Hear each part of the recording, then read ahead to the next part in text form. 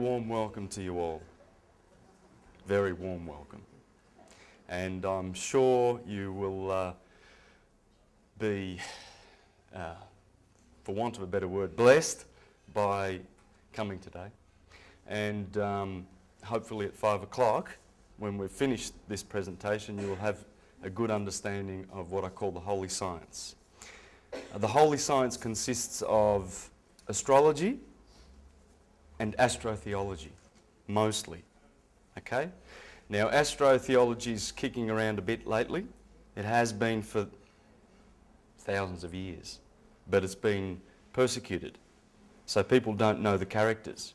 When they read about Jesus in the Bible, or Humpty Dumpty, for that matter, in the nursery rhymes, Little Red Riding Hood, they don't know who the characters are. We've lost the science.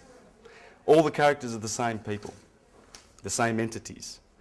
Those entities are always the most fundamental objects of the solar system. They are the characters. The characters that turn up in every myth, every legend, and every nursery rhyme, and every great Bible or Gospel, there they are. There's Helios. That's the Egyptians called Helios Atum. We call it atom. Same word, because it is an atom. An atom has an electric light core, and then it has magnetic bodies called electrons floating around it. As you will see in the myths of the Greeks and in the Bible, these characters always turn up. The main characters are always the sun and the moon, which goes around our earth. The moon is not there. You can't see that floating around the earth, but remember, it's not in this picture, but it's there, and it's one of the 7. They are the 7 orbs in the sky that our eyes can see, the components of our atom. In Egypt, these were called the cosmocrators. This is the demiurge. When Christians talk about their God, it's this God, the maker, the former of physical bodies. It's not the Ein Sof, the prime source, the prime creator, which dwells in the ether, which has no definition. We just cannot describe this one. We know that God is love. We know that God is light. That's what the Bible says anyway, if we're looking at what the ancient traditions say. Well, there it is. There are 4 scriptures in the Bible that define God. And one of them is Psalm 84:11. And it says, "For the Lord God is a sun," S-U-N, "and a shield." I'll show you what that means later, because there's a shield protecting our earth called the magnetosphere.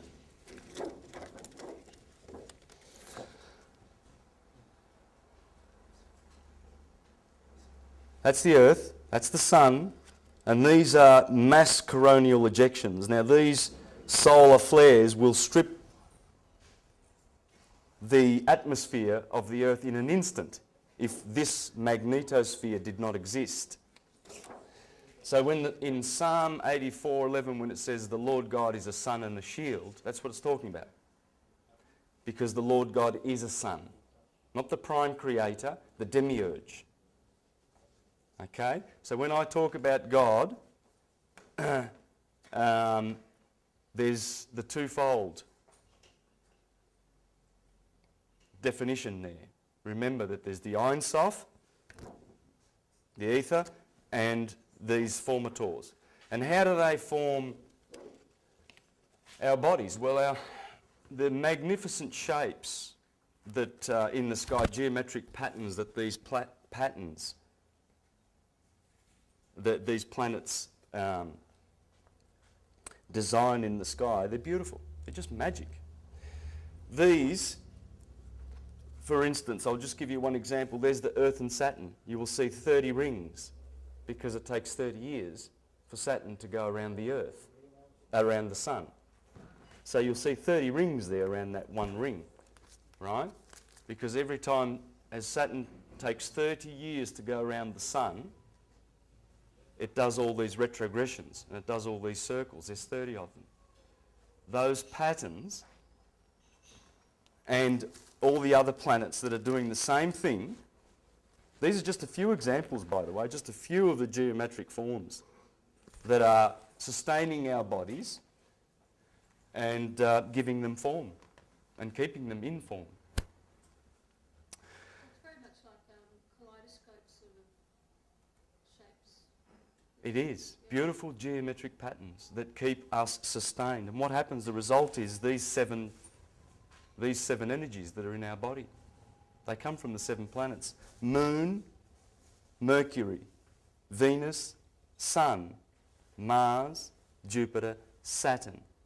And it's from the rings of Saturn, when we burst the crown chakra, as we transmute our lead into gold, and we open up these chakras, these wheels, everything's wheels.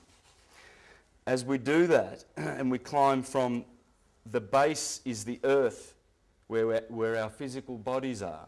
And as we climb up and activate these chakras, you'll find that the purpose of humanity being on the earth is to activate these 7 powers. When we are clothed in these bodies that we have, we are said to acquire 7 vices. And we are to turn those vices around into virtues. True virtues. So our love becomes unconditional. And jealousy is turned into empathy. And when we do that and we master those things in the holy science, we return back to the heavens whence we came. The ether. These are the 4 elements, the Platonic elements. Sorry.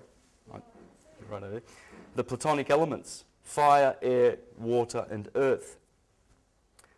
In atomic theory, scientists know that all atoms will do either this: light, gas, liquid or solid. All atoms. In fact, some of the periodic tables show that very, very clearly. It's not hard to get one of these on the internet. There you have your solids, right? The blue. There's your liquid, the orange, and there's your gas. So when they were talking about these elements, they were talking about science.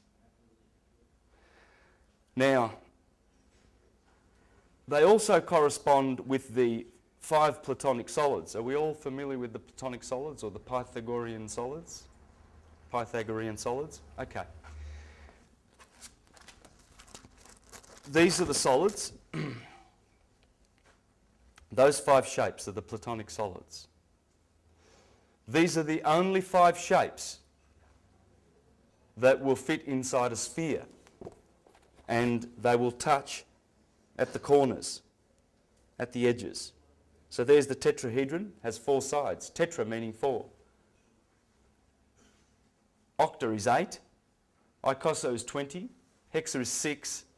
And dodeca, that's a Greek word for 2 and 10, 12. So we have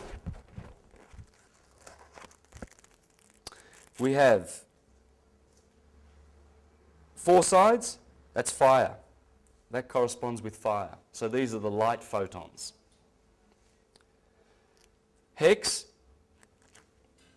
carbon, corresponds with carbon. By the way, at the outer there I've got all the 4 elements that make up 90% of our bodies, okay? And they correspond. These are perfect correspondences. And as they come down from the ether, they get grosser and grosser. Okay? Just bear that in mind. So these 5 Platonic solids are how atoms will act and behave and shape themselves. They will be either solid, fiery, radiant, gas, that's the octa, it's got eight sides, and icosa, water. Interesting, 20 sides for water. Right, and there's your dodecahedron, the ether. And that commands all of them, as you will see. All right? Now, these characters keep turning up. Abraham and Sarah, sun and the moon. Jesus and Mary Magdalene, sun and the moon. King Arthur and Guinevere, sun and the moon. And usually the hero has his 3 or 4 close men by him. That's Mars, Jupiter and Saturn, because the sun is the lord of them all. In the Greek myths, that's Helios, that's Hermes, Aphrodite, Venus. Mars is Ares, that's Zeus, the god of thunder. He's the boss, and he overtook Kronos, Saturn, as the boss. He's been ruling in the age of Pisces for 2,000 years. Jupiter. The Jews know him as Jehovah. The Catholic Church calls him Peter, Jew Peter. So the Church of Peter at Rome is the Church of Jupiter. But don't be confused, because it's also the Church of Christ. And I'll show you that. That's Christ. And it's also the Church of Saturn. Okay? They've done this deliberately. They say they're Christian. It's not Christian. It's a Saturnian church. Hot. He's the hottest boy in the solar system. He's the coldest of the 7 that we see. Okay? So there's this, they are considered as twin brothers, Jesus and Satan. Saturn is Satan. And its church is the Latin church, the church of Saturn. That's why they wear black. It's the Grim Reaper. This fella here, Saturn, there's actually a hex. This is a true picture of Saturn, people. There's a hex on top of Saturn. It's a gas giant. It's made of hydrogen and helium, just like the sun. That's a hex. And he's the Grim Reaper. So, as you will see later, you'll see how all this comes about and how it starts to make sense. But everywhere you will see these characters, and this hero, of course he's the hero, because without this sun in the solar system, we get to perish in an instant. He's our saviour. And as the Bible says, he is coming in the clouds. Every eye will see him. I am the light of the world. And those 4 scriptures that describe God in the Bible, God is love, John 4:8. God is light. Well, I wonder whether they knew what they were talking about when they said that. God is a blazing fire in Hebrews. Wonder what they were talking about when they said that. And how many Christians think about that? God is a blazing fire in the Bible. And the scripture I just read to you from Psalms, that the Lord God is the sun and the shield. So as we see, I'm going to show how all the fairy tales, all of them, all the nursery rhymes, all the legends, whether you've read the Ovid's Metamorphosis, or the Iliad, or the Odyssey, or the Aeneid, or Shakespeare, or Dante, or you can recall any of those nursery rhymes and those beautiful fairy tales at school when you were a little child growing up. Jack and the Beanstalk, Little Red Riding Hood, Cinderella. What do they mean? Well, we're going to learn the science of what it means. And they're all based on the natural cycles of nature. Everything. They're all based on the natural cycles of nature, which is basically our true religion. Now, true religion? Religion has had a war for the last few thousand years against science, has it not? There's always been this war. And the religionists have persecuted many, many scientists. Under religion we have theology. Under science we have philosophy.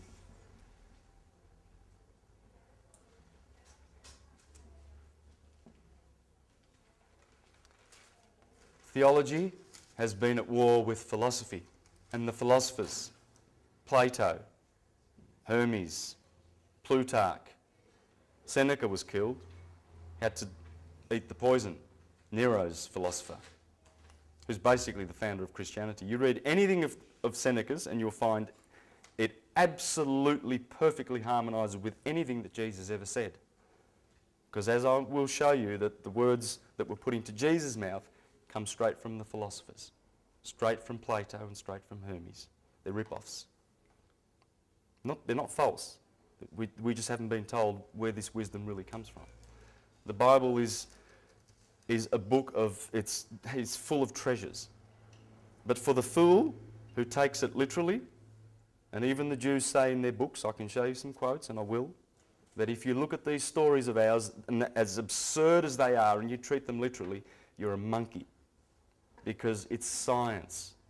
The Bible is there to enslave fools and to enlighten the wise ones. It really is. And you'll see that. Love of wisdom. Why wouldn't you love wisdom? Sophia is a goddess. Theos is a god. It's male and female. We're talking about the right brain, the left brain persecuting the right brain. The left brain's a tyrant. It's male. It's connected to the five senses. This is the five-sense religion. Theology. This is how it is. They give you dogma and doctrine. Over here we study, we learn, we observe science. Because under philosophy there's three branches. There is logic. There is ethics. And there is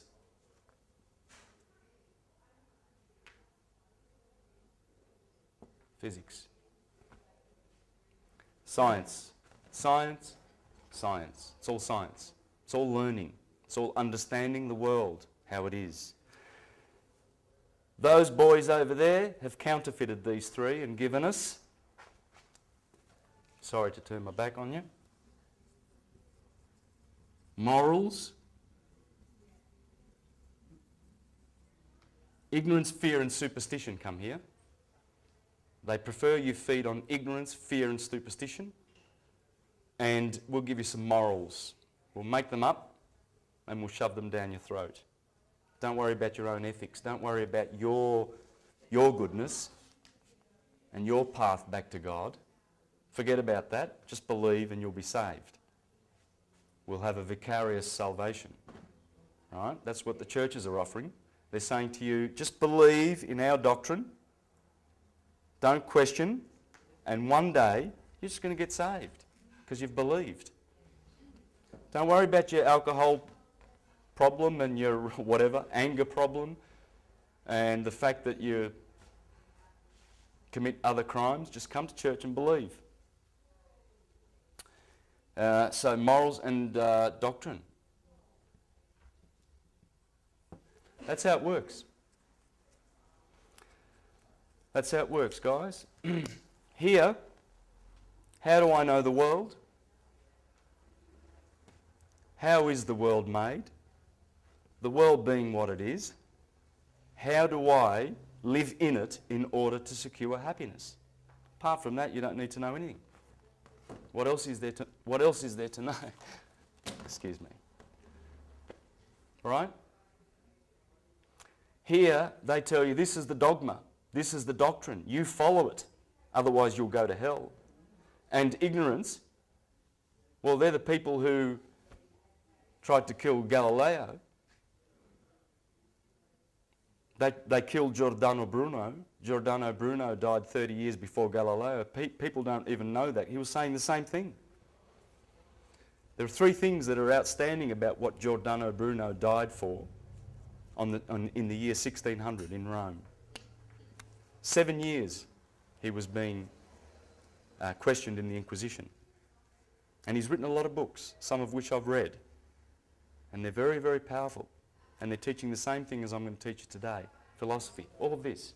Truth. Verifiable facts.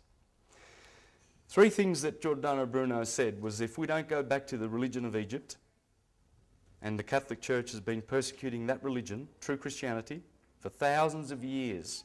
And I'll show you that Christianity was based, it was a worldwide religion based on nature, based on this. And they've perverted it and corrupted it and dished it out in a vomitous fashion where you can go down to the local priest anywhere in any of these churches and you're sure that your children will not be protected from pedophiles. I guarantee you there's no protection there because they run a system of horror and terror. And they're behind the war on terror right now, believe me. But this is coming back. It's coming back fast and ferociously because we are waking up the true science. Giordano Bruno said that in 1600. They pulled his tongue out. The day they burned him, they stripped him naked. They pulled his tongue out and put a device there and a nail through it so that he could not talk to the crowds at Piazza dei Fiori in Rome. There's a statue there today. And people on the 17th of February every year pay tribute to Giordano Bruno. Get on YouTube, get on the internet and study what he said. The other thing he said was that there's many, many, many inhabited planets in the universe. And the other thing he said that stood out from what I've read is that the Bible is not to be taken literally. Okay? So we're coming around again. All the Renaissance masters were teaching that. All of them. So it's handy to read some of those Renaissance masters to see what they were thinking, because the Christians were quick to retaliate to that awakening that was happening. Started in Florence and then spread all around Europe. Beautiful wisdom. Then came the Reformation and the Counter-Reformation, the 30-Year War, and they succeeded to stifle the truth once more. But this time, it ain't going to happen. It's not going to happen. It's out of control now, and people are leaving the churches in their droves because they're not being satisfied. Because they're not being satisfied by given truth, true information. Okay, so what I want to establish is, let's get to know the solar system. Because it's in the knowledge of the solar system that we understand the cycles that will teach us all the wisdom that we need. There are three fundamental motions of the solar system: the day, the year, and the great year, or what's known as, again, the Platonic year, because of Plato's work and how he enlightened the West with regard to this beautiful cycle which lasts about 25,000 years. Okay? We're coming to the end of that cycle on the 21st of December 2012. We're coming to what's called an equinoctial crossing.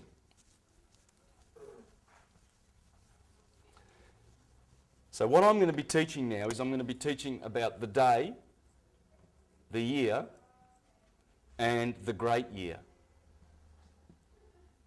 The great year, I'm going to be using a figure of 24,000 years. That's exactly how long it takes, in fact. It's 24,000 years, just like the 24 hours you have on your clock. Because it comes from that. Because the ancients knew that we lived in this great wheel. And how did they know that we lived in this great wheel? Well, it's simple.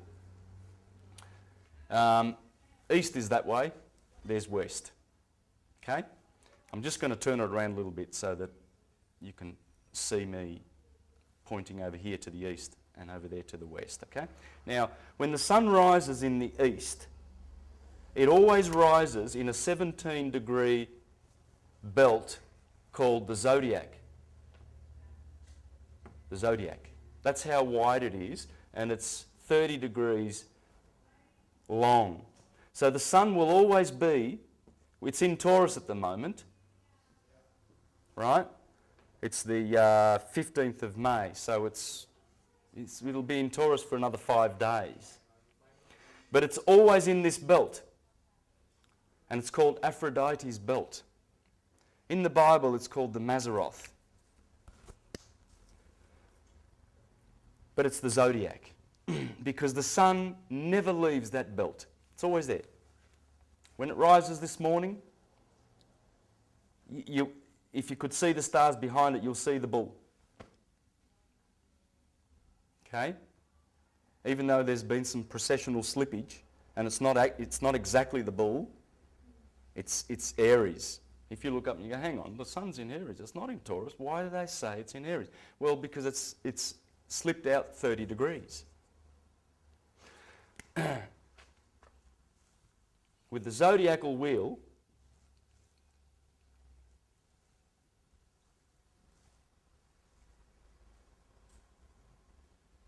"12 signs of the zodiac" here. If you have Aries here and then Taurus here, the sun's actually here, it's not in Taurus. Because there's Pisces and there's Aquarius. We know we're going into the age of Aquarius. We've been in the age of Pisces for 2,000 years. Before that it was 2,000 years of Aries. Before that it was 2,000 years of Taurus in the Egyptian days. Because we're going backwards, we are going backwards through the 12 signs, and the sun stays in there for 2,000 years until it does a full circle, and that's 24,000 year great year. Now, when we look to the east, we see the sun rises in the east, sets in the west. The stars are doing the same thing. The zodiacal constellations are coming up in the east, and they go around and they set in the west. And so do so does the moon, and so do the 5 visible planets. Have you seen them this morning? Did you see there's a beautiful, there's a magnificent conjunction at the moment in Aries.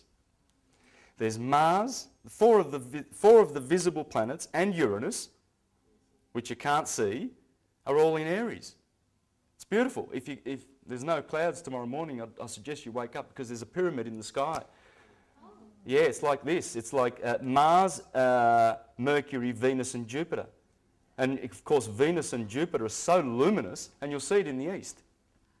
Is that, because I noticed it the other night, and I thought I was looking at 2 Southern Cross.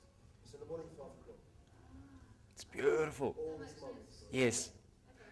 And setting directly opposite in Libra is Saturn.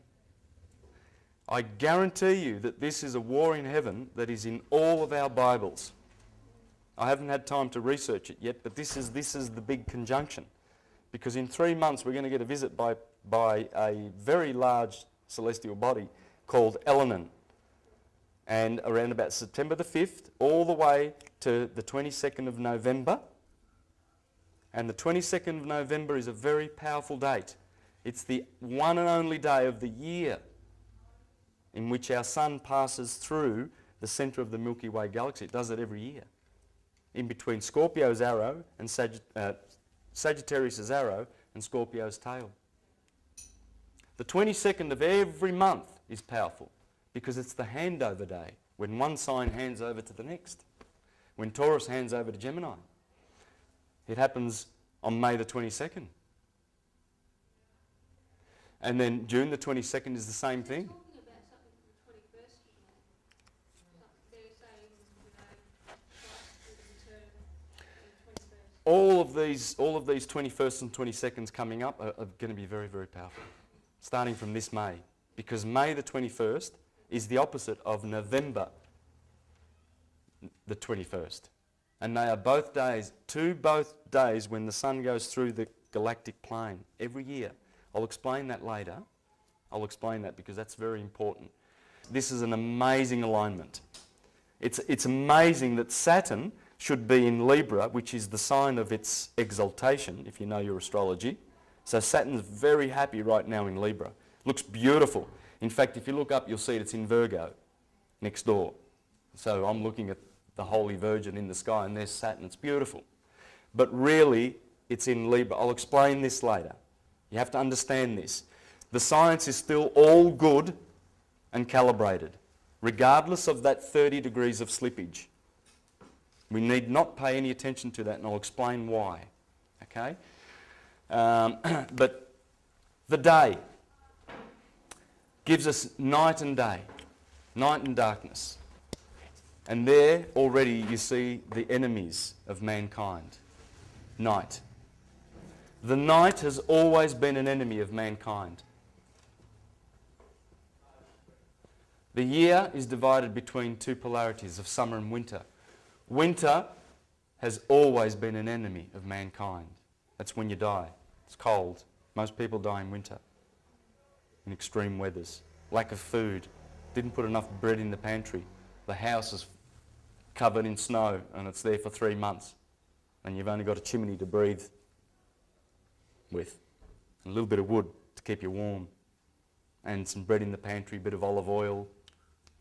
All right, winter's a killer. These are the two enemies. And here we go from the golden age to the silver age to the bronze age to the iron age. The 4 ages. And I'll explain, this is beautiful. How do we get to the golden age? How come we've been in the iron age? How come? Well, we're going to know that. You're going to have that explained. But we need to focus on these 3. By knowing these 3 cycles and only these 3 fundamental cycles, you will understand everything that's about to come that I'm going to show you. So this is quite easy to understand. The day obviously is ruled by the god of day, that's the sun, as Plato said. We need a third thing in order for our sense of sight to be activated. They can't be activated without the sun. All the other senses don't need the sun. They don't need a third thing, was Plato's argument to Socrates. So this god of day, the sun, day comes from the word dies, God, in Latin. Year also comes from the name of the sun. Do you know how? You see the word yeah there? Well, it comes from the word yes, which comes from the word yes, which is the sun. What about, I think Yahweh, is it? That they're saying that Jesus Christ, other name, is Yahweh? That got something to do with that? Yes, it does. Yeah. Yes. Yahweh, Jehovah. Yeah. But Jesus is specifically, that's the name of the sun. Just like the moon is called Luna. It's funny how people have not been taught to name the sun. The sun. It's got a name. In Hebrew it's Michael or Emmanuel. In India it's Krishna, Brahma, Vishnu, Shiva. In Egypt it was Osiris, Set, Atum, Amun, Horus, Ra. I'll show you that. And I'll show you that the sun will have a different name depending on where it is around the 24-hour clock. When the sun is directly above you at 12 o'clock, it's Ra. When it's rising, it's Horus. When it's setting, it's Set. When it's below your feet at midnight, it's Osiris in the tomb, the black tomb of Saturn. So we'll get to that. How do we know that the sun is yes? Well, they tell you. You just have to look. You can Google those images. Google the image for the sun And you'll see the word yes. I-E-S. This is Greek. That is eta in Greek. It's an E. Yes. There's the Pope with the yes. And when we say yes and we nod our heads because the sun rises and it sets and it's positive affirmation. Yes. It's the word for the sun. That's it. There's the yes. He's always been called yes. In fact, in India, they call him Yes Krishna. And that's when Constantine adopted this name for their new god, the Mithraic god of the sun. He said, we shall call him Yes Krishna, Jesus Christ, in the Latin equivalent. There's the yes on the cross. It's the sun. So they tell you this. There's the Jehovah's Witness magazine, The Watchtower. You've seen that, haven't you? Jehovah, the one who is vigorous in power. What symbol? The sun. Believe you me, the governing body of the Jehovah's Witnesses know exactly what they're doing. They know exactly what they're doing. Why do you look for the living among the dead? He is not here. He has risen.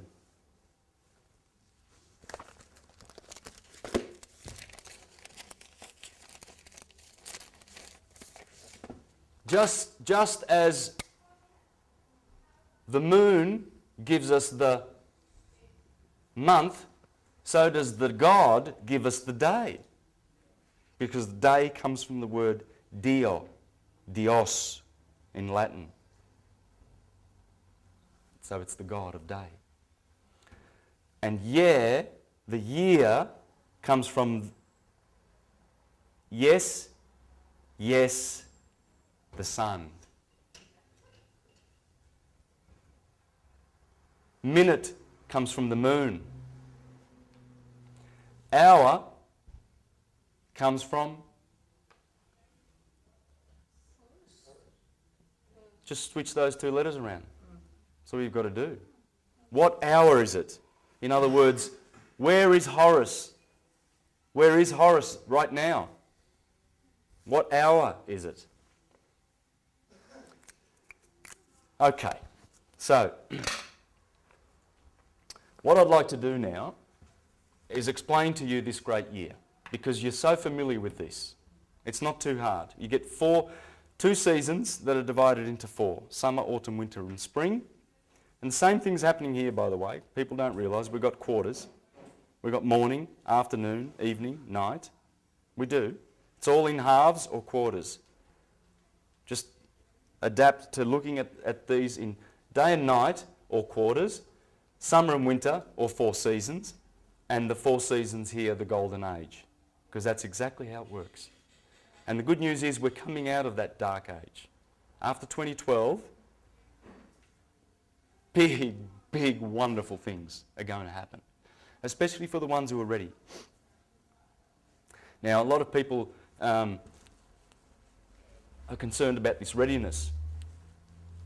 And I will go into that later, because you don't have to be a great guru, and you don't have to be one of these people who can walk on fire and perform miracles and wonder workers.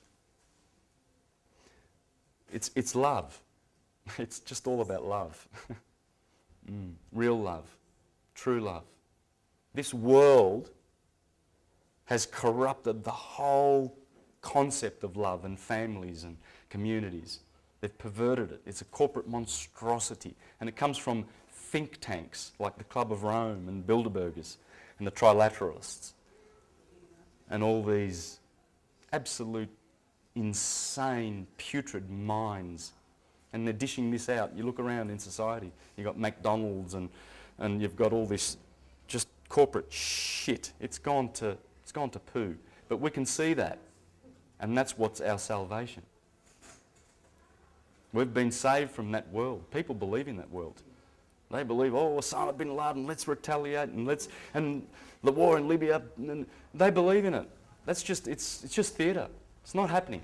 It's not happening at all. It's just their world that they're trying to control, because they're losing grips of their world, because people are waking up. And Goliath is about to be slain, and they know it. And we're getting help from all over the universe to fight this evil enemy. It's been around for about 3,500 years, since the days of Akhenaten. I'll go back into the history of that. But we will be victorious. Okay, so there's no need to fear. There's nothing to fear. Not even Elenin that's coming. And it's coming. It's going to be going through the sun and the earth at 0.2 astronomical units, which is very, very, very, very close. And it's going to be going straight past the path of the earth, and we're going to be going right through the tail of it by November this year. That's how close it is. Now, if you send me an email, I'll send you a link where you can see this. There's a 10-minute video thing getting around, and I can email that to you so you can see it. You can see that the graph that the scientists have written, drawn out. There's the sun. Elenin's coming through here. We've got Mercury, we've got Venus, we've got the Earth, and it's coming in like this, and it's going to go in like that. Here's the Earth, and it's going to go straight past out again, and we're going to go through this tail. We're going to go through the tail at 0.2 astronomical units. What's an astronomical unit?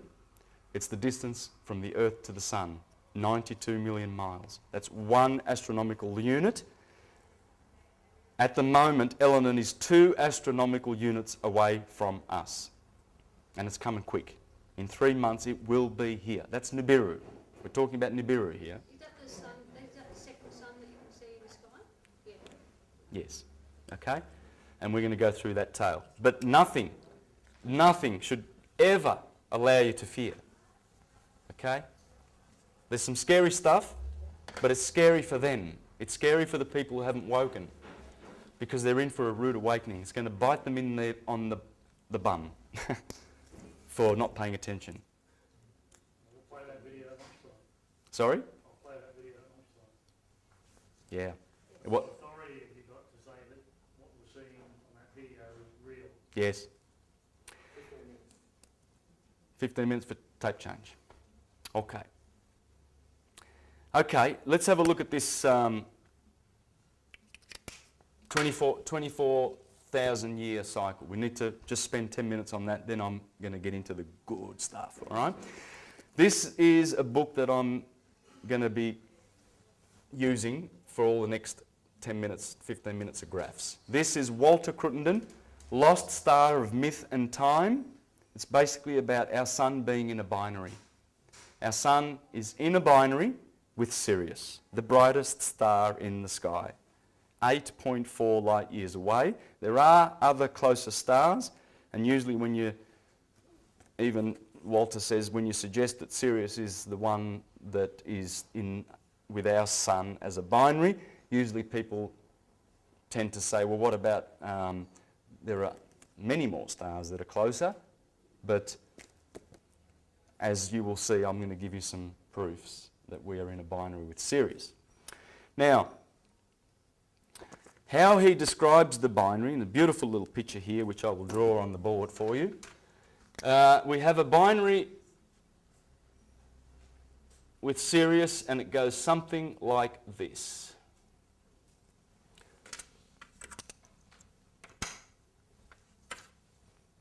There's Earth, there's Sirius. Okay? And they go around this way. Oh, sorry. The sun. Thank you very much. There's our sun, Jesus. There's Sirius, which is Isis. That's Isis. And scientists know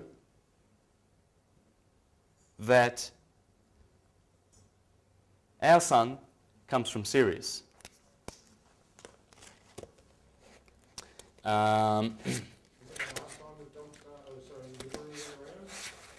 Sorry? No, Nibiru comes around every 3,600 years. All right, so it's different harmonic, but it's related to all of this. Just a little bit about Sirius.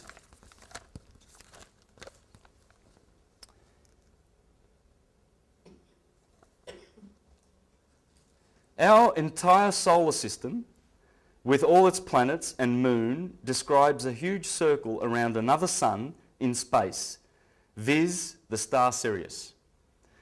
Now I'm reading from George R. Goodman, who wrote this in The Age of Reason, an article in the Free Thinker, probably about 40 or 50 years ago, I don't know, but it's early 1900s. This movement takes 25,920 years. That's the figure you'll hear mostly for procession, for the great year. 25,920. Walter Cruttenden's using the 24,000 years, just like I'm going to be. I'm using that figure, 24,000 years, not the 25,000, okay? And I'll explain why there's a difference. This movement takes 25,000 years to complete, and during that time, our sun appears to traverse through the various constellations or star clusters. This was already known to the ancient, from China to Mexico and from Babylon to Egypt.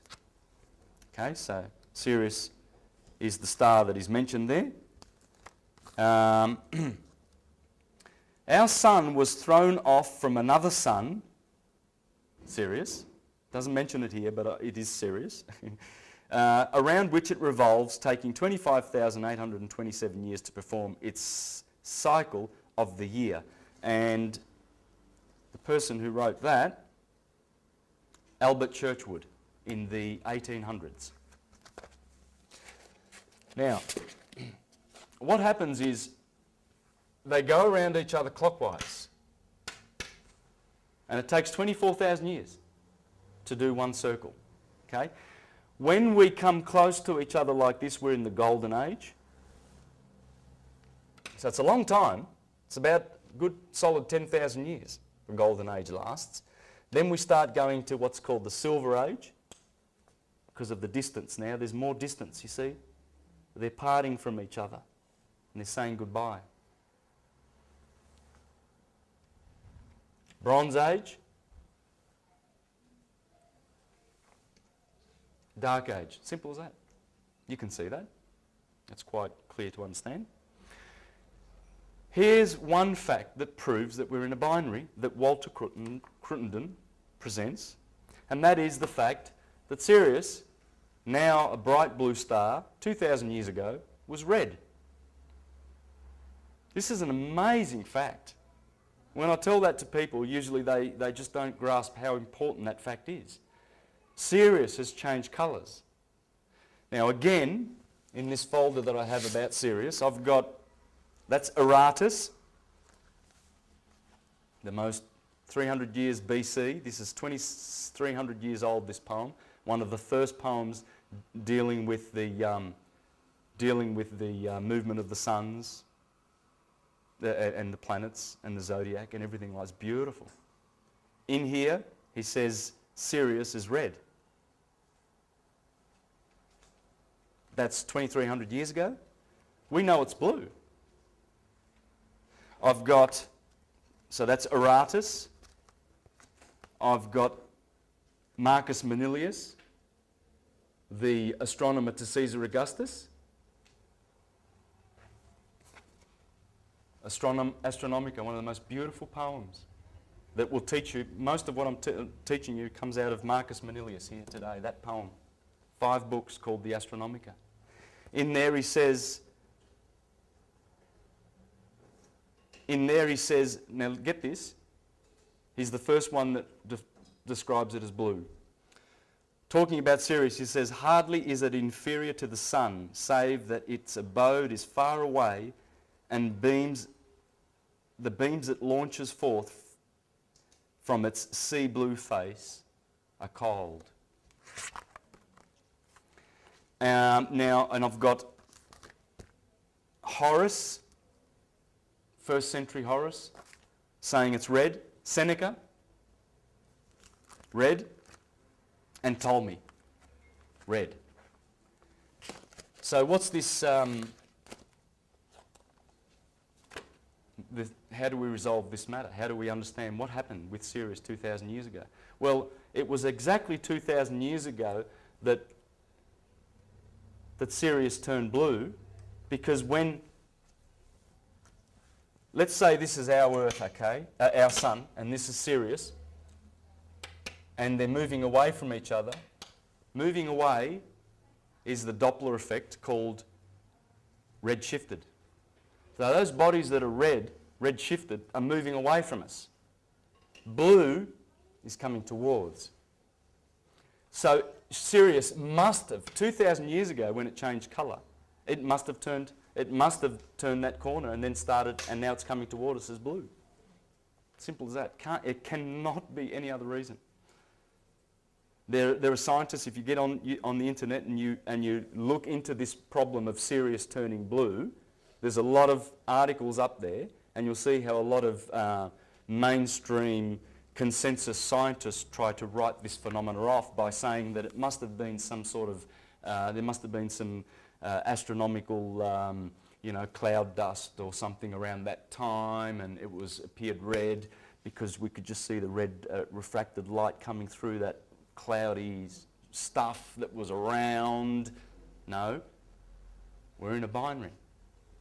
And here's some other proofs that we're in a binary. Now notice I said to you that that is a clockwise orbit.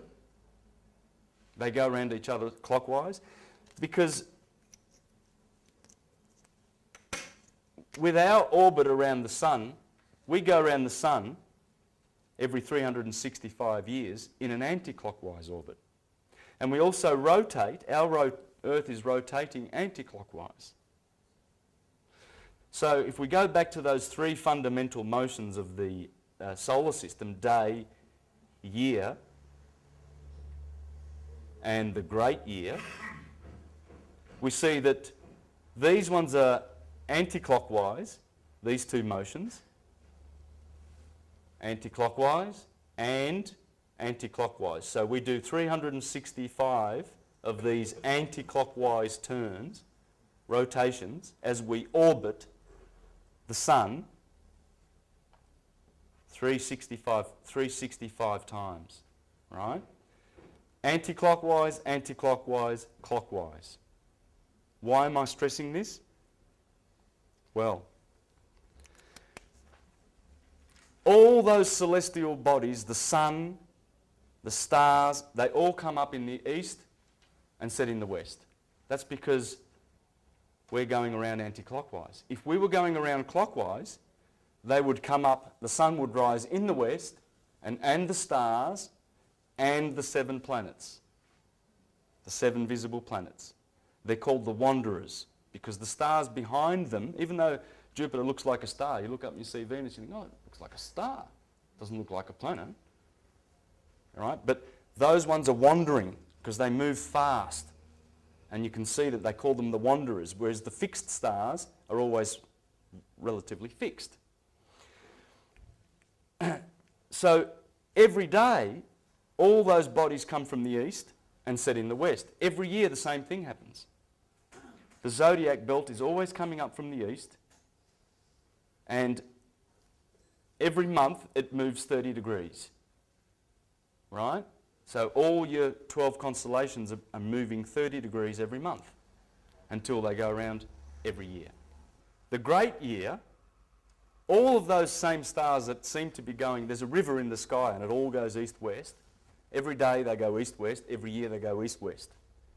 But in precession, all of those same stars go backward. They just precess. That's what precession means. That's why they call this year precession of the equinoxes. Because those stars are going back every 72 years, 1 degree. 1 degree, 1 degree, every 72 years, the average lifespan of a human being. And then finally it comes back to the equinoctial point, which is what we're doing. That's the galactic plane. Our sun does this every 24,000 years. We are right here now. We are about to go into the northern hemisphere of the Milky Way galaxy. We've been in the south for 12,000 years, and we go 12,000 years in the north. That is what's happening at 2012. The galactic plane looks something like this, and our sun has been traversing that slowly for the last 15 years. We are now around about there. And that's what 2012 is all about. That's all it is. It's an equinoctial crossing. But why aren't the governments of the world preparing a great big party?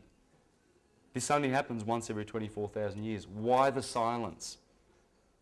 Why is there so much silence about this beautiful science that is taking place right now in our lifetime? All right, so we see that the daily and the yearly motions of the stars are east-westward, but in precession they go the other way. So that's why you have pyramids and stones like Stonehenge and all these monuments that are there to monitor precession. That's why they're there. But they're also there for the day and the year. But most importantly, they're there for precession. Even the measurements of the pyramid, they're all measurements that are harmonics of the 24,000 year cycle.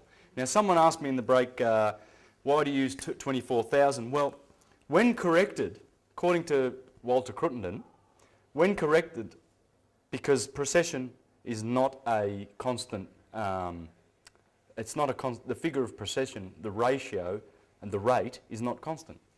As we get closer to our sister star in this orbit, it speeds up. As we come racing towards Sirius, and Sirius races towards us, it speeds up here and it goes much faster than in the outer over here. So when corrected, it reduces down to 24,000 years, even though you will see the number of 25,920. But usually it's never under 24,000, and usually it's never over 25,920. Now, the other reason why I use 24,000 is because the Hindus do. Now, this is a book by Sri Yukteswar called The Holy Science. Obviously, that's where I got the theme for this talk today. I'm calling it The Holy Science because that's what they called it. That's what Marcus Manilius called it. That's what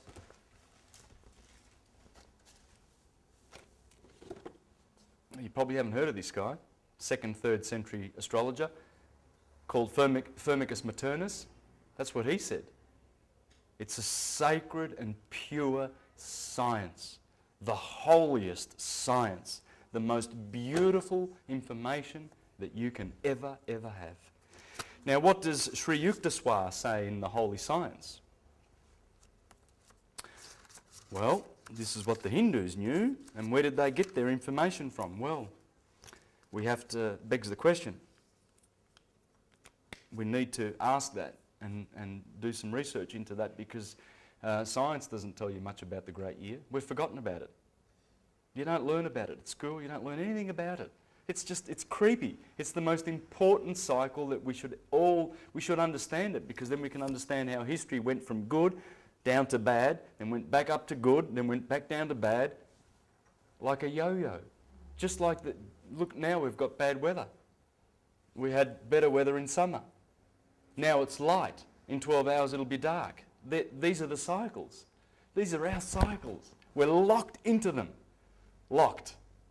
Just like the female is locked into the moon cycle, and has a menstruation cycle. She can't escape that. Men don't have it, but women cannot escape that.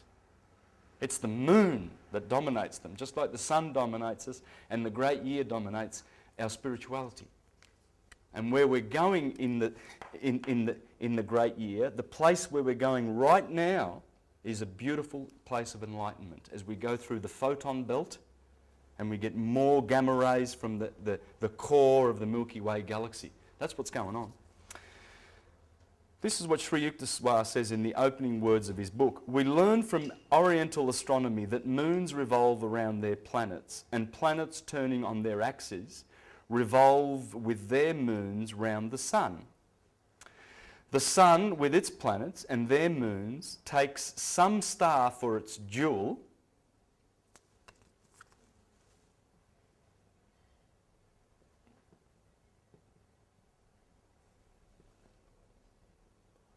binary, yeah. Is that right, spelling? Yes. Because someone did ask me, what does binary mean? Well, it's two, like the binary system in the computer. There's two stars. By the way, there's 80% of the stars that you see are binaries. The other 20%, well, we haven't watched them enough. But when we do watch them and pay attention to them, we will learn that there's no one star out there on its own. Just like our atoms must get together and form compounds and then cells, or go from compounds to molecules. What's a compound? Well, H2O, hydrogen and 2 of oxygen, makes water. And we are 75% water. So atoms like to congregate. It's very rare that an atom will just go monotomically, or a star will just float out there on its own. They all belong to star systems.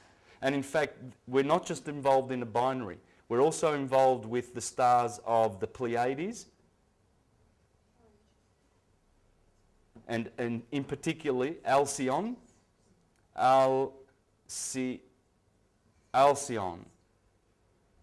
Pleiades, and we're also involved with Procyon,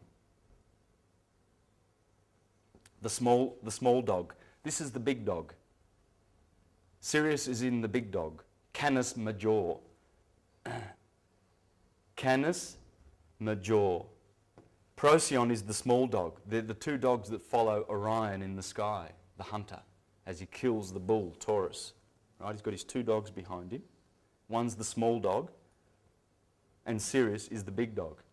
And the reason why they call it a dog is because it dogs our star.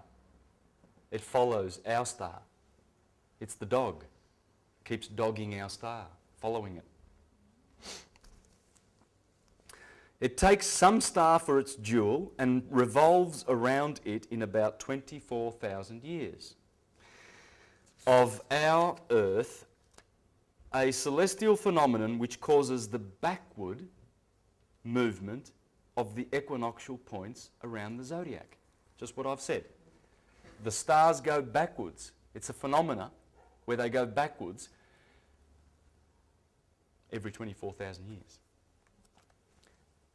Now, so you can understand that. As we orbit, it appears that the sun is rising in the east, but it's our sun rotating. Our Earth rotating. That's all it is. It's the Earth we're moving. They're fixed, virtually. So we see all these bodies rising in the east and setting in the west. If we could live for 24,000 years, we would actually then notice the slow backward movement of these stars, and that's how we would know that we're in this cycle, because that's a cycle. Right. I'm labouring the point, and you'll see why, because it's so beneficial to learn this and understand this for what's to come, the next part. Just a few more proofs that we're in a binary. The Great Pyramid. There's King's Chamber, Queen's Chamber. There's a beautiful big King's passageway there, and then it shoots off there to the Queen's Chamber, and then it comes down here, and there's the entrance there. There's some underground stuff going on down here, right? This is the one without the top. The all-seeing eye is supposed to sit in there. By the way, that represents ether, and this is fire, earth, air, and water. Okay, ether, fire, earth, air, and water. That's what the pyramid's telling you. That's the ether. It's uncapped for a reason. Yeah, well, it has too, yes, but when it's placed back on there, you will see this thing is going to come back to life very, very soon. Even the Bible talks about it. In Isaiah, it says there will be a monument built by the Lord in the heart of Egypt, on the border of Egypt, because it is on the border. Lower Egypt was everything from where the pyramid is. There's the Nile Delta, and there's the Mediterranean. The pyramid's right there. That was Lower Egypt. This is Upper Egypt, where Thebes is down here, and Luxor, and here is Cairo, and the pyramids on the Giza Plateau.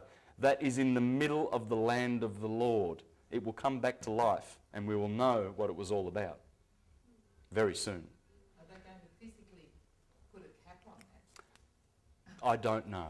It's going to be interesting. It is, but something's going to happen with a cap. It's going to be found, because it was stolen, it was removed, and it was. There's a lot of information about this Ben, and over the thousands of years. If you read Tony Bushby's books, he's got a book. He's a Queenslander who exposes all of this false history that we've had and explains some of these mysteries about the pyramids, Tony Bushby, and it talks about this, how it was stolen and removed. Annuus coeptis, yeah, they've put that on there. FDR put that on there because what it means is you've got annuus coeptis in Latin means announcing the conception. That was the year when the Freemasons and the banking system implemented its New World Order, because on the other side of that you've got novo ordis secularis, the New World Order, announcing its conception. What year was that? 33. In 33, we became the world, the banking system, all the countries became bankrupted, right? And we were used as collateral via our birth certificates for all their loans. So we're slaves under that system. Whilst we have a birth certificate registered,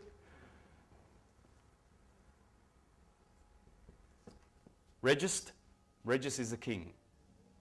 You have given the title to your soul to the Vatican, and the people who manage that, who manage this trust, we have a trust, it's worth about $15 million. Your birth certificate's worth a lot of money. The bankers are issuing bonds against it from the day you were born and making billions. You have earned billions for the bankers, billions. Have a look at Tim Turner. Tim Turner on YouTube, America Can Be Free. And you will learn how he is bringing down the court system in America, probably single-handedly. Big suing, big cases. We're going to catch these bastards. The private guild have been running the Vatican's trust system since the Knights Templars from about the 1500s. They have been running this system. So when you go to court, you actually front up to the priest. It's ecclesiastical. It's the Inquisition. The summons is an indulgence. You're going there to pay an indulgence. You're going there for a court hearing. Father, I have confessed. Because they're managing your account. Because you're a ward of the state. You handed in your birth certificate. Yeah. Well, we do that to our children too. I did that to my son. But now I know. But you can collapse these trusts. There's a guy called Franco Collins in Australia.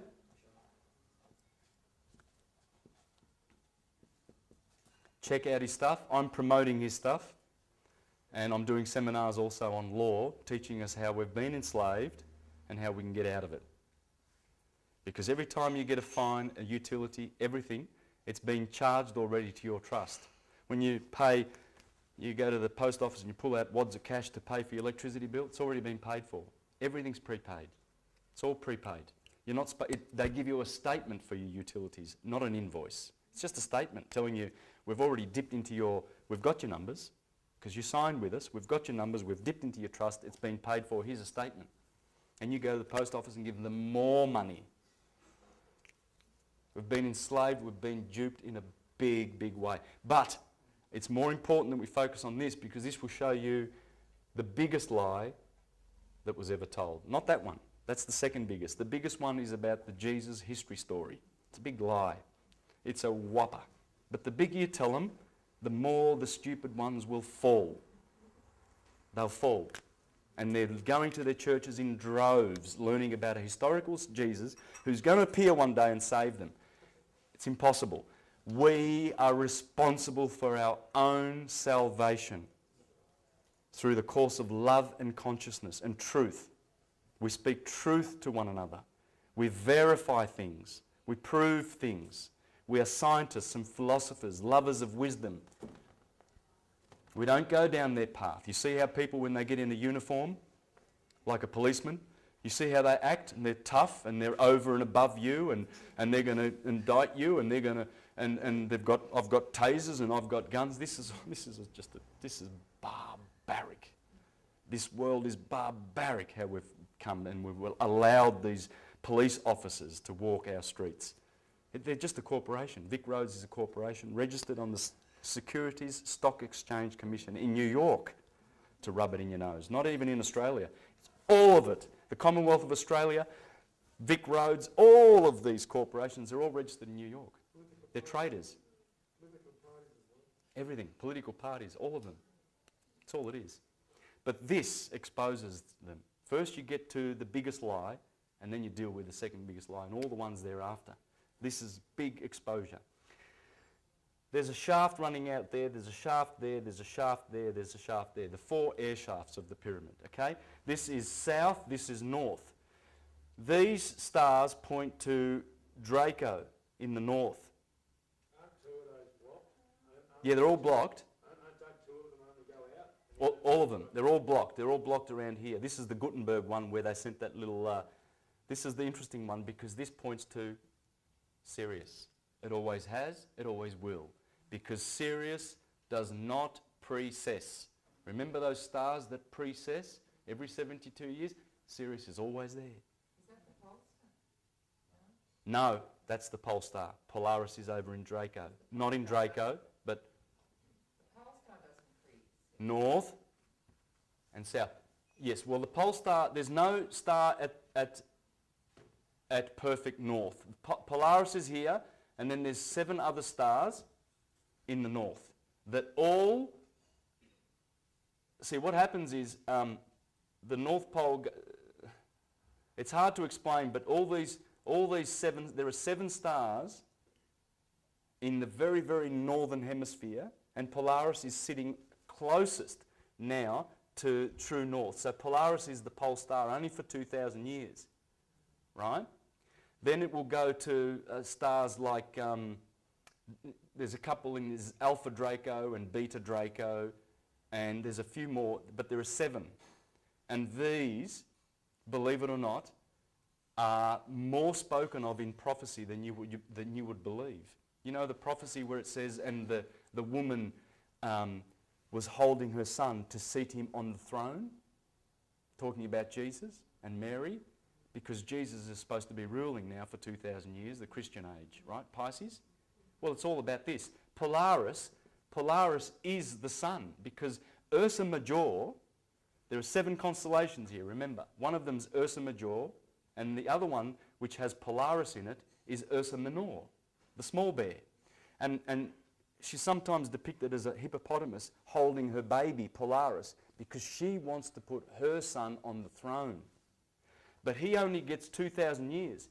Draco, he gets 6,000 years on the throne. Draco's a bigger constellation. There they are. They're the northern stars. And Polaris right now is the closest to the north. And he always gets to sit on the throne in the age of Pisces and Aquarius. So when Aquarius comes, that's what it means that Jesus, the Son, will rule for 1,000 years. Because he's got 1 more 1,000 years. And then he gets knocked off by the next star. And when those stars line up to Polaris, when they actually get to go on the throne, there's certain conditions. There's the golden age when one of these constellations is on the throne. There's the iron age when the Lord Polaris gets on the throne. Try to remember that because this is how prophecy works. It's all about the stars. And when the stars fall from heaven, it means they've fallen out of their original place. They've shifted, they've moved, because they're always monitoring this sky above. Because in the sky above, as you will see, are all the fairy tales. Our agricultural year is there. Our body is there. The man Adam in the sky is there. If you... there it is. Starting with Aries at the head, Taurus, Gemini. There's the twins, Gemini, the arms. Pollux and Castor, the right hand. Cancer is the chest, corresponds with the chest. Leo is the heart. Virgo is the belly. Libra is the kidneys. Scorpio is the generative organs. Sagittarius is the thighs. Capricorn, knees. Aquarius and Pisces are the feet. Now this is a big, big story. That the man, starting from Aries in the head, Taurus, Gemini, the 2 lungs and the 2 arms, Cancer, Leo, Virgo, Libra, Scorpio, Sagittarius, Capricorn, is all there. So when you go to a healer and he sees your birth chart and he notices that you've got an opposition to, let's say, to Virgo, well, he knows that you're going to have some trouble with your intestines. You'll have some bowel problems for the rest of your life. So you need to have crystals. I don't have my crystals with me today because I came plain, but I like to usually wear crystals because I have an affliction in Virgo. And I've always had intestinal or stomach discomfort because it's there. It's in your birth chart. If you get headaches, you've got an affliction to your head, to Aries. Check your birth chart. If you've got kidney problems, I do birth charts for many people, many friends, and sometimes strangers, because I like to tell them what's going on in their body. And I look at their birth chart and I see the afflictions. And just the other day, I said to an Indian man, I said, you're going to have to watch your kidneys because there's an affliction there. And he looked at me and he went white. And he said, I've had severe problems with my kidneys all my life. And I said, well, it's there. There it is. That's the line going to your kidneys. You can heal yourself for free if you know this science. But Big Pharma doesn't want that. You know how much they make from cancer? $800,000. Please accept chemotherapy. Please, it's the best that's out there. Oh, just do it. How do they get $800,000? Through your trust. Everything is charged to your trust. They're making so much money from us. That's how it happens. Alrighty, so let's get into just a couple more reasons and proofs that we're in a binary. Because we've already discussed the fact that Sirius has turned blue. This shaft here is always pointing to Sirius. It doesn't precess. He mentions it here, mentions all of the proofs that I'm going to give you. Let's go for some more proofs. January the 1st. Every January the 1st, there is an alignment. Guess what that alignment is? Sirius, the Earth, and the Sun.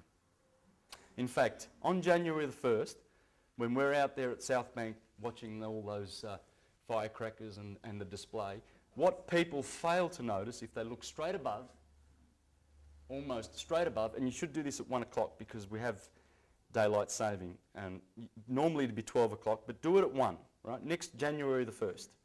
Just look up and you'll see Sirius. Midnight. And below your feet is the sun. It's midnight, so the sun's below your feet, and directly above is Sirius, and in between must be the Earth, because you're standing on it. So this alignment proves that we're in a binary. We're in an elliptical orbit around the sun. Let's put the sun here. So when we orbit the sun, it's not like this. It's not in the middle, and it's not a pure circle. It's a bit like that. This point here is January the 1st. Let's just exaggerate it a little bit. That's January the 1st, guys. Interesting? That's why it's the first day of the year. It's got nothing to do with our sun. If you're going to make the first day of the year based on our solar system alone, it would have to be either December the 21st, March the 21st, June the 21st, or September the 21st. It has to be either an equinox or a solstice. It can't be January the 1st. January the 1st doesn't make sense at all. But it does when you know that this is perihelion.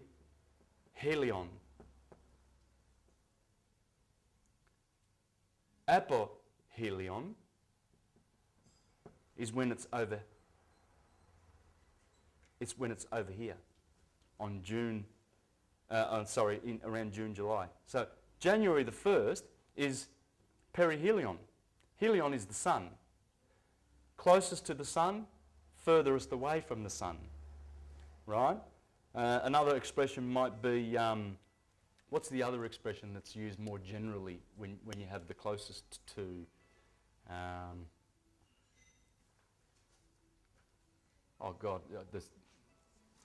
It'll come to me. But when we're dealing with the sun and when the planets are actually closest to it, we use this expression, perihelion.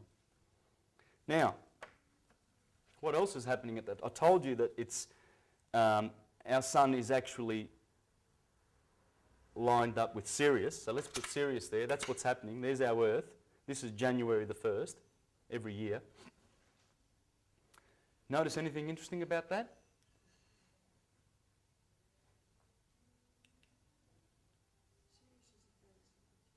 Well, let's do this. No, let's do it like this. I'm sorry, I've confused you. I should have done it like this. Let's put that orbit over here. Yeah, that's better. There's the Earth there. Sorry. Okay. No wonder I didn't get any responses, because now it's obvious. Have a look at that. That's January the 1st, perihelion, and we're lined up with Sirius.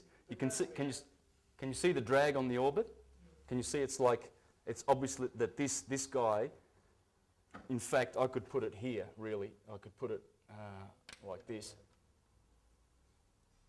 like that, make more sense. And put Sirius over here. These guys are getting sucked into each other so fast, they're travelling toward each other so fast that this is going on. And that's why you've got January the 1st here. That's a proof that we're in a binary with Sirius. Why would Sirius be directly above and the sun below your feet on January the 1st every year? Check it out. What about another proof? Okay, time deltas. Here's another proof that we're in a binary with Sirius. Our moon goes around the Earth every 29.49 days. Our moon. But the phases are only 27 days, 0.2.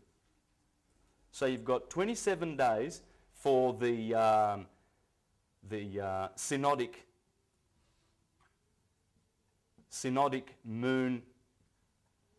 27 days for the synodic moon, so the phases of the moon, okay?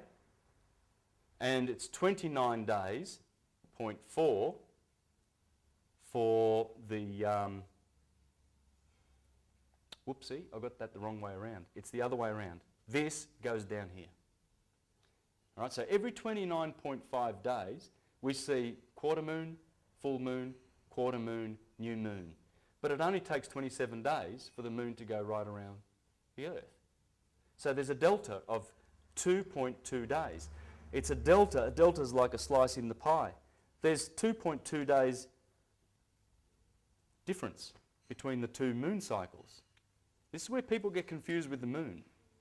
And there's a few other cycles in there, but we'll just stick with these two ones now, right? The synodic and the actual sidereal orbit of the moon. Let me explain how it works. It's quite simple.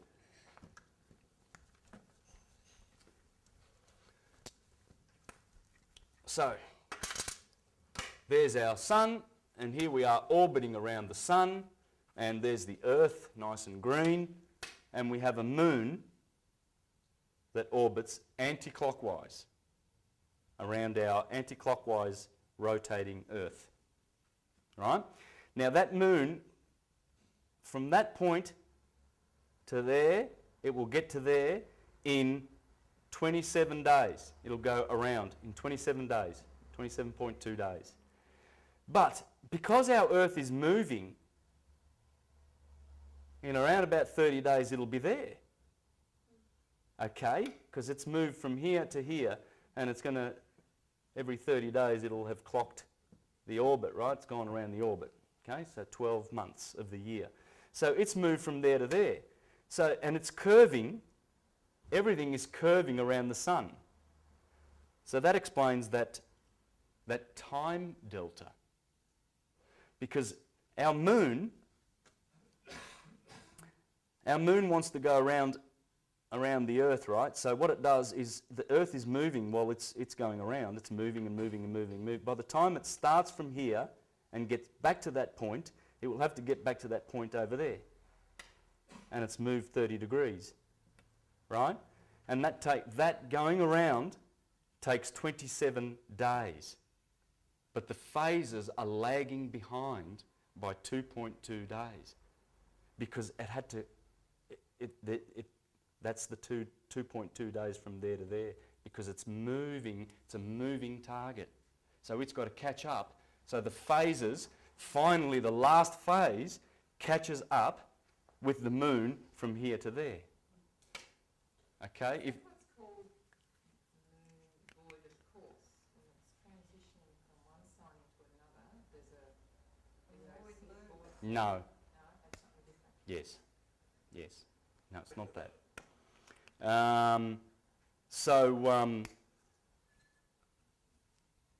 I'm using that analogy of the time delta because we're so familiar with that. We know about this. I mean, have you cleared that up in your mind before, or is it now clear now about the time delta? Did you realise that the phase and the actual orbit were 2.2 days different? There you go. You see how valuable this information is about our solar system? And when you know that, then you realise that every year we're also losing 20 minutes. We lose 20 minutes. There's a time delta of 20 minutes with respect to our sun and the earth going around it, just like the moon going around our earth. The relationship between here and here, there's also a time delta. It's a little bit more difficult to explain. But if you get the book, and I do recommend you read this book, because he's gone back and he loves this guy, loves him, right? And he loves all those myths. That's why he's called this the lost star of myth and time. We have suffered in our knowledge of this binary. It's our problem. The time delta works like this, because our sun is curving around Sirius, there has to be a time delta. I'll keep it simple. That's all I'm going to say. You can learn how the time delta is there. It's a 20-minute time delta. Now that's enough of the proofs. There's a couple more. There's the thing called shear edge. Our solar system, if that's the sun and these are all the planets going around it, and then there's the asteroid belt out here going around, and there's a lot of stuff. There's the Oort cloud and the Kuiper belt, and all of a sudden it ends. There's a shear edge. It just stops. No asteroids, no rocks, no nothing. Just beautiful, clean air. And this is way outside of our solar system, like about 40 or 50 astronomical units. We're talking 40 or 50 astronomical units. Remember, an astronomical unit is 93 million miles. So at 40 or 50 astronomical units, there's a shear edge. There's nothing. These are all rocks and everything like that. And this is just our solar system there, right? Then you go out into the Kuiper belt, and then there's a shear edge. Well, because obviously we're rotating around another star, which also has a shear edge. And when those asteroids and everything come close to each other, they repel each other and keep them in a body, which is called a solar system. That's what it is. That's another proof that we're in a solar binary with Sirius. And there's a few more, which I won't go into because I want to get into the juicy stuff. It's coming. All right? Now, so we've got a good grasp of the solar system now. All right? We know a little bit more than we did 2 hours ago, okay? There's more to learn, but it doesn't matter. We'll keep it simple. The day and the year, all of the cycles that we live in are attributed to the timekeepers. I showed you how the moon comes from month, year comes from yes, the sun. So we have established that all our cycles, these boys and girls, these are the Elohim. Venus is a girl, Mercury is a girl, it's a hermaphrodite. The moon is a girl, he's a boy, he's a boy, he's a boy, and he's a boy, Mars. These are the only solid bodies in the solar system. These are all gas. These are gas giants, Uranus and Neptune, Pluto. Gas, solid. Boy, boy, boy. So you've got Thor, Woden, the one-eyed Woden. Zeus is always one-eyed. And he's the god of thunder. Why? Well, have a look at the Voyager images of Jupiter and look at the surface, and it's just chaos. It's electric chaos. It is an electric storm. There's billions of storms going on around its atmosphere all the time. They knew it was the god of thunder, because it is. He represents ether. He's the one that brings in the ether into our solar system. This one brings in the fire, the hydrogen. This is the fire guy. And the air is Venus. and the water is the moon, and the earth is Saturn. All of those planets are bringing in those four. They all harmonise with this. In fact, everything does. Your bodies do. Everything harmonises with the 7, Elohim, or the 12 potential energies. For instance, I'm an Aries. I have cardinal fire. So I resonate with the fire energy. All right, your Cancerians, water. And Carl Jung taught us that these are the intuitives, the thinkers, the emotional, and the 5 sense people. If you're a Capricorn or a Virgo or a Taurian, you will be most served by your 5 senses in this world. Touch things, see things, smell things. It's a pleasure to watch a Taurian eating, watching TV, sitting on his leather couch, you know. It's a pleasure. They're just so different to my people. We don't pay much attention to that sort of stuff. Doesn't matter. It's just the different modes, different styles.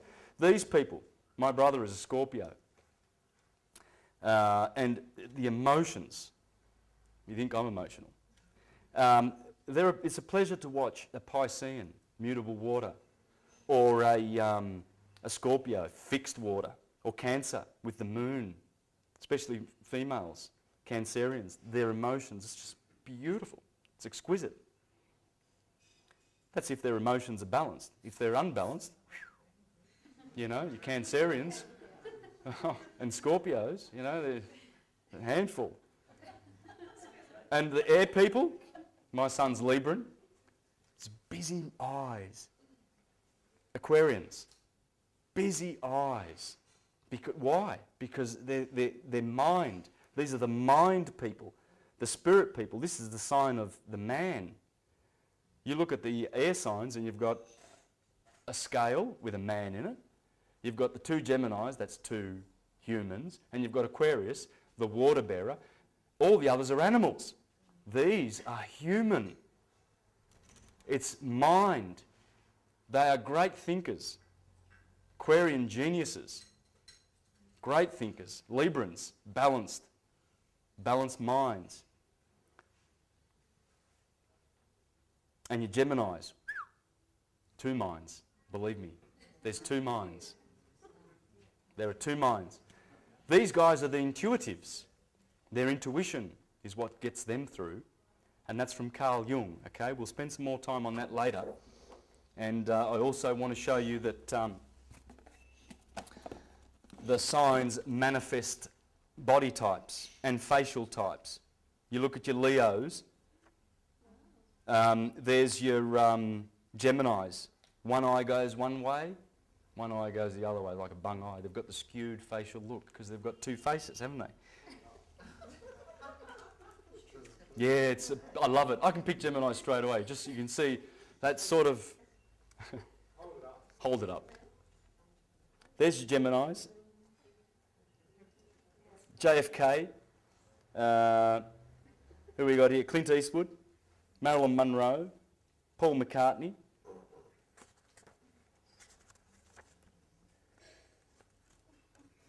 There's your Leos. Feline features. They've got the feline eyes.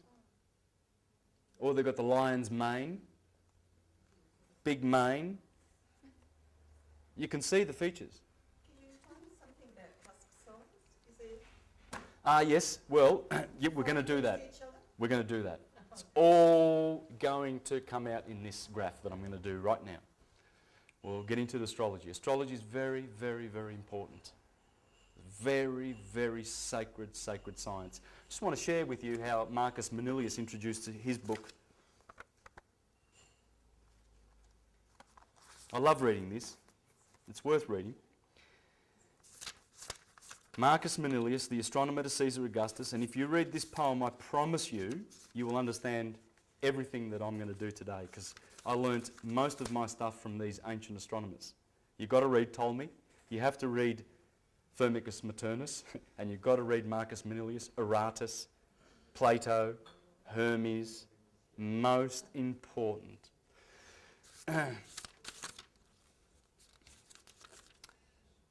You, god of Selene, that's Mercury, Selene's the moon, are the first founder of this great and holy science.